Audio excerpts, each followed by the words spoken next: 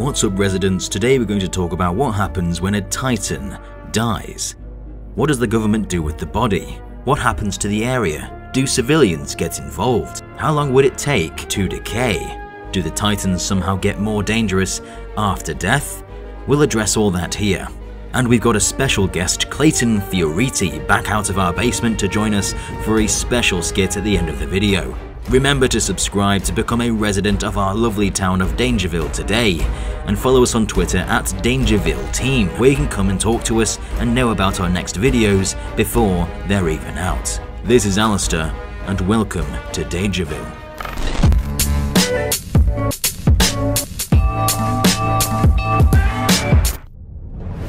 There are many different things that happen to a Titan following its death. Depending on its surroundings, people might harvest it, the government may use it for research, or it could be used for food by other monsters. But to start, let's go back to the beginning of recorded history, of man's interactions with the first gods. We've seen that early man interacted and even worshipped the Titans from the ancient cave paintings. But in the concept art for King of the Monsters, we see a creature that has long passed away that resembles the famous Toho kaiju, Anguirus. It could potentially be a relative to the iconic monster's species. The humans appear to have actually built a civilization around the dead creature, as if this is considered holy ground. They most likely built temples and worshipping areas for those that wish to bask in the glory of the fallen Titan. More cities like this are likely found near other Titans, though in this instance it appears to be the center of their civilization, as they built a home for Godzilla at an incredibly close vicinity, and the big guy is their king after all. As time passed, the city flooded and people either evacuated or died, and the civilization was lost to time, and the era of Titans was forgotten.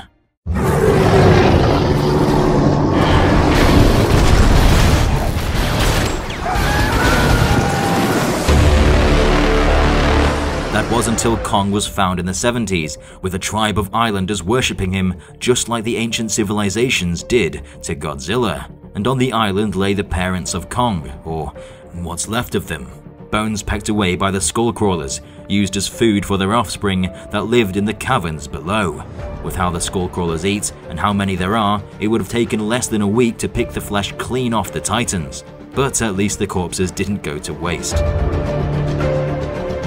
In the following decades, as the government became more aware of the ancient gods, contingency plans were put in place if there were any attacks, in case any nests were found, and yes, in case any bodies were found. Enough Titans have died in the MonsterVerse to leave the government properly prepared. For example, let's look at the death of the Muto that occurred in 2014. Its head was decapitated by Godzilla following a blast of atomic breath down the neck. Brutal stuff. Monarch was seemingly able to recover a piece of its body and place it in a deep freeze inside Castle Bravo, Monarch's very own research facility. The body would have been quarantined and blocked off, with civilians warned not to go in the water due to the high amounts of radiation.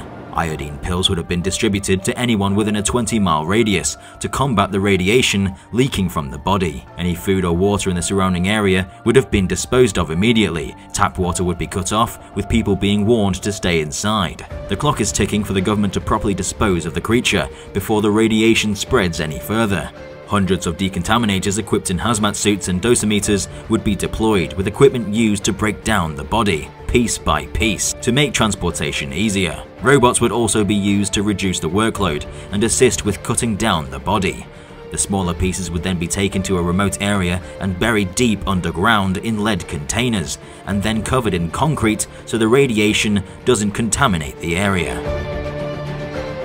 The efficiency required from the decontamination crew would be a sight to behold, seeing what was once a hulking beast slowly break down like how maggots eat their way through a dead carcass. And whilst the amount of radiation isn't immediately fatal, you wouldn't want to stand there for too long, as enough exposure to the radiation could cause your cells to mutate and cancer to grow in the following years. As for what Monarch is doing, the government donated the Muto head to them for research purposes, to find out how these things tick, though there may be potentially more sinister plans in regards to what the research could provide. By reverse engineering their biology, they could conjure up viruses with the intent of killing the Titans, which would upset the natural order. Though knowing monarchs' love for research over war, they wouldn't be the ones using such a weapon. This breakdown applies to the government actions, but they won't always be so lucky to have a Titan fall on American soil. In third world countries, a dead Titan could become a great source of income for a lot of people, with civilians scavenging valuable pieces to sell on the black market. Blood, skin, teeth, horns, anything they can get their hands on. And these parts would be outsourced to other nations and sold on the down low. We see the results of this in the ending of Godzilla King of the Monsters, with King Ghidorah's head left and sold off to an eco-terrorist organization, proving that there is no limit to what they will sell these body parts to. Some organizations have plans to create and even weaponize their own Titans. We have yet to see a successful result, though experiments are still being carried out across the world by researchers. The government would see this as an attempt to distribute and create WMDs, also known as weapons of mass destruction, and anyone found with these parts would be imprisoned for varying amounts of time depending on the items they had.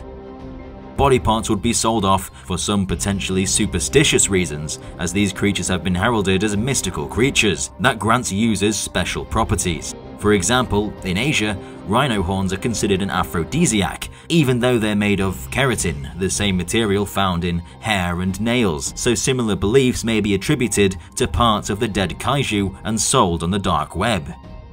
Clayton Fioriti joins me now for a little skit based around a transaction between a customer and a black market store owner.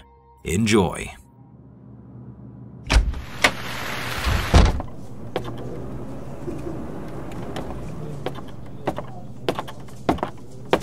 Hi. What do you want? I'm looking for something to, spice up my marriage, if you catch my drift. Spice up your marriage? In what way? This is black market, my friend. We have everything. Perhaps your wife will love this shard of Godzilla's dorsal plates. Don't worry, there's barely any radiation. No, I mean something more along the lines of... How about this? A muto egg. Don't worry, the thing's dead. It'll never hatch. Hopefully. No, what I'm looking for, if you just listen, no. is... Your wife will love this framed piece of Mothra's wing. I need something for when we're in bed. You need an aphrodisiac. I need an aphrodisiac. Well, why didn't you just say I've just the thing? Take a look at this. What is it? It's a drug made from recovered pieces of King Ghidorah's horn. You crush it up until it's a fine powder, and then you snort it, and boom, Bob's your uncle. You're off for the rest of the night. Beats all of the prescription shit the doctors give you. Does it work? Ask my wives. Wives? I know what I said.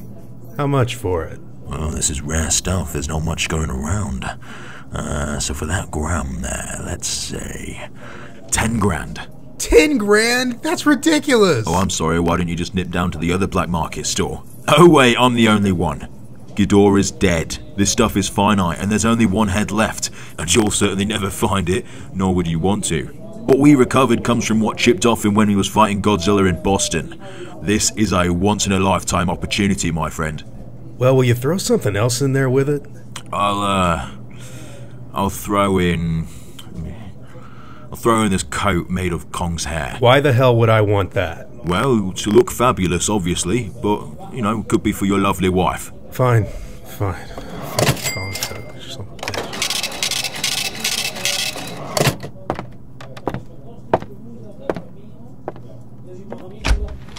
This better work. Don't you worry, mate. It absolutely will.